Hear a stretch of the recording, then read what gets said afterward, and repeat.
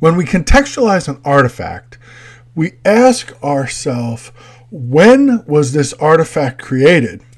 And what is the relationship between the artifact and the culture from which it emerges? Does it reflect the values and beliefs of the culture? Does it comment on them, critique them, question them, challenge them?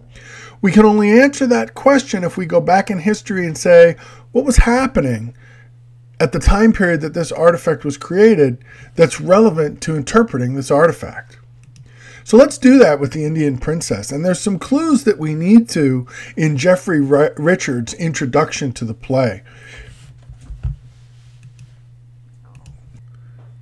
Richards' idea about the play as justifying white settlement, his reference to the phrases imperial justification and the cant of conquest, point to an important backdrop to the play that we need to explore more fully. And that backdrop is basically the narrative of Anglo-European white expansion across the continent. Historians have documented nearly 50 treaties and agreements between the Anglo-Europeans and Native Americans that stretch back from the early colonial period through to the beginning of the 19th century. Each of those contracts or agreements displaces Native American tribal groups to make land for white Anglo-European settlers to move in and create farms and cities and towns and all of the story of American progress and growth that we hear described from that Anglo-European perspective. But from the Native American perspective, it's a story of displacement and dispossession. And these two maps, the first from 1789, the other from 1810, show this expansion and the growth and the movement. And it really is a defining cultural context for this play and, frankly, everything that's happening in America in the 1800s.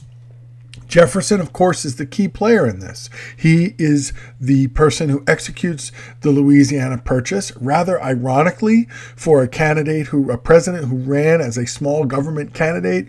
He's going to play the crucial role in expanding the size of the nation and the government that's necessary to form that nation. The population in this decade in America explodes.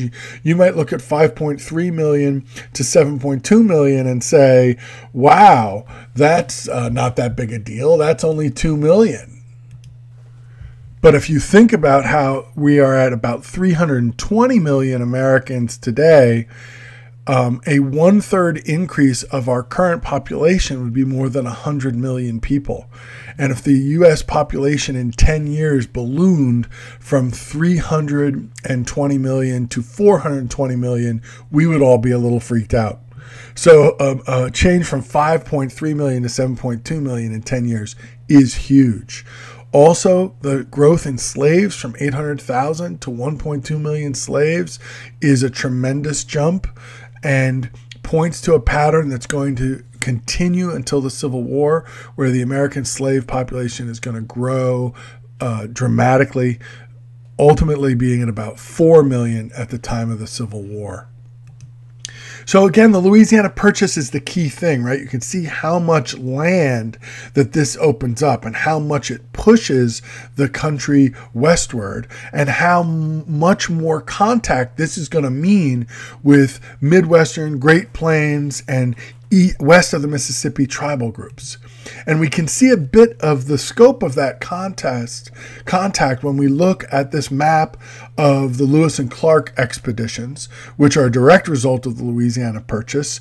Jefferson sends them out to scope out the purchase and the land and the significance of the purchase. And they, as you can see from this map, dozens of tribal groups are encountered along the way. And these are just the major tribal groups listed. So this is a radical expansion of the European Anglo dispossession, appropriation of Native American lands as the nation moves, the Anglo-European nation moves west. And so while for us historically, we often think of Lewis and Clark as heroic, they undeniably were, and the Louisiana Purchase as progress, that is from a United States Anglo-European context. For Native American groups in the Great Plains and west of the Mississippi, it was going to be a catastrophic shift and change. This is the backdrop of the Indian Princess, this gigantic expansion of the Anglo-European migration westward. And in that context, it's kind of interesting to think of possible parallels from the female Indian hero of our play, Pocahontas, and Sacagawea, the famous guide, translator, diplomat who helped Lewis and Clark on their trip. She was sold to her husband, so there's an interesting manifestation of the darker side of racial relationships. Her husband was a white Frenchman.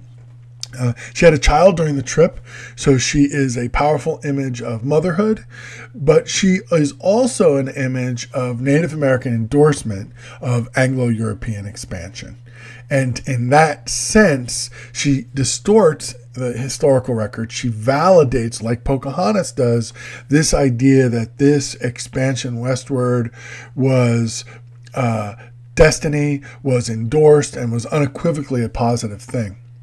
But actually, during the very same decade, one of the first and most important examples of a powerful Native American resistance is emerging in the upper Midwest with Tenskwatawa, the Shawnee prophet, and Tecumseh, the Shawnee chief, who created a movement among Midwestern tribes and eventually tried to expand it to all the native tribes west of the Mississippi that centered on the locale of Tippecanoe, which is a famous American Indian encampment.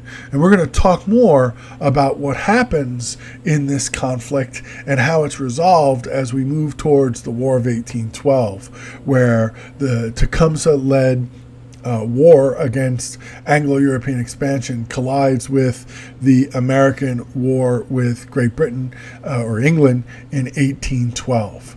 So you can see that the question of Native American status and the question of white relationships with Native American and the expansion and the justification of that expansion across the continent is a huge backdrop to this play, The Indian Princess. And the Indian Princess takes on that context, responds to that context by going back in history and retelling the Pocahontas story in a way that once again validates white cultural supremacy, validates Native American assimilation, validates a narrative of expansion. We want to keep that in mind when we analyze and break down the language of the different quotes and passages from the play that we're going to talk about. See you in Blackboard.